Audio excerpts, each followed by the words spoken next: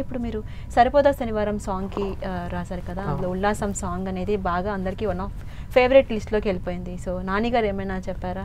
ఏమన్నారు? యాక్చువల్లీ ఈ పాట అయిన తర్వాత నేను డైరెక్టర్ గారికి కాల్ చేశాను. సో, ఆయన చెప్పారనమాట, నాని గారికి చాలా బాగా నచ్చింది ఈ పాట. సో, ఆయన లిరిక్స్ గురించి మాట్లాడారు చాలాసేపు అని చెప్పారు. సో, డైరెక్ట్‌గా వెళ్ళి కలిసే అవకాశం కలగలేదు కానీ, సో, ఈ విషయం నాకు డైరెక్టర్ ఫోన్ చేసి ఆయన చెప్పారనమాట ఈ విషయం. నాకు చాలా హ్యాపీ అనిపించింది. ఎందుకంటే మనం చూస్తూ ఒక న్యాచురల్ స్టార్ని మన ఇంట్లో మన ఇంట్లో అన్న లేకపోతే మన పక్కింట్లో వారు అనుకునే ఒక న్యాచురల్ స్టార్కి మనం పాట రాయడం అనేది చాలా గొప్ప విషయం కదా. సో ఇప్పుడు చూస్తే ఆయనకి ప్రతి సినిమా హిట్, ఏ సినిమాని పట్టుకున్నా ఆయన స్క్రిప్ట్లు సెలెక్ట్ చేసుకునే విధానం కానీ చాలా బాగున్నాయి. సో అంత గొప్ప స్టార్కి మనం పాట రాయడం అనేది నేనైతే ఊహించలేదు యాక్చువల్గా, ఇంత త్వరగా రాస్తానని. పైగా అది చాలా పెద్ద హిట్ అయ్యి ఆ సినిమాకి చాలా బాగా అప్కమింగ్ మూవీస్ ఏమన్నా రాసే సంప్రదించే ఆలోచనలో ఉన్నారా? మీకు ఏమైనా కాల్స్ వచ్చాయా? అంటే నాని గారి దగ్గర నుంచి ఇంకా రాలేదండి. కాకపోతే రాస్తున్నాను, వేరే సినిమాలు కూడా రాస్తున్నాను ప్రజెంట్. ఇటీవలే బ్యూటీ అనే ఒక సినిమాకి రాశాను. అందులో కన్నమ్మ అనే పాట రాశాను. ఒకసారి పాడతారా? పాటదా, కన్నమ్మ కన్నమ్మ నేనే నువ్వా, ఏనాడో నా కోసం పుట్టేసావా, అందం గురి పెట్టేసావే, నన్నే పడగొట్టేసావే, కళ్ళల్లో కళ్ళల్లో ప్రేమే నువ్వా, ప్రాణంలో ప్రాణంగా ప్రేమిస్తావా, నాకే నువ్వు నచ్చేసావే, నీకే మనసిచ్చేసాలే, ఎదురుగా నువ్వే ఉంటే నే గురుతేరానే, నిన్నే చూడకపోతే దిగులైపోతానే, ఎవరూ లేని ఎదలో నిలిపావే పాదం, ఎటుకో తరిమేసావే ఏకాంతం మొత్తం, చినుకు చినుకుగా మనసు పైన చనువు కురిసే వర్షంలా,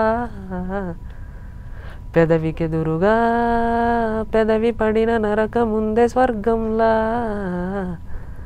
కడలి ఇసుకలో నీ ఒడిలో నేను తలని వాల్చి నిదరోతా, అలల వేళ్ళతో నా తలని నువ్వు నిమురుతుంటే బతుకంతా. అంటే ఇప్పుడు సందర్భాన్ని బట్టి మీ లిరిక్స్ స్టైల్ కూడా మారిపోతుంది కదా. లవ్కి ఒకలా ఉంది, చినుకు చినుకుగా అంటే అక్కడి నుంచి సాగే ఒకటి ఆ లిరిక్ కొంచెం యూనిక్ గా ఉంది అండ్ రొమాంటిక్ గా కూడా ఉంది. సో అంటే ఒక సాంగ్ ని రాసేటప్పుడు ఎన్విరాన్మెంట్ కూడా చాలా ఇంపార్టెంట్ అంటారు కదా. ఒక్కొక్కరికి ఒక్కొక్క స్టైల్ ఉంటుంది.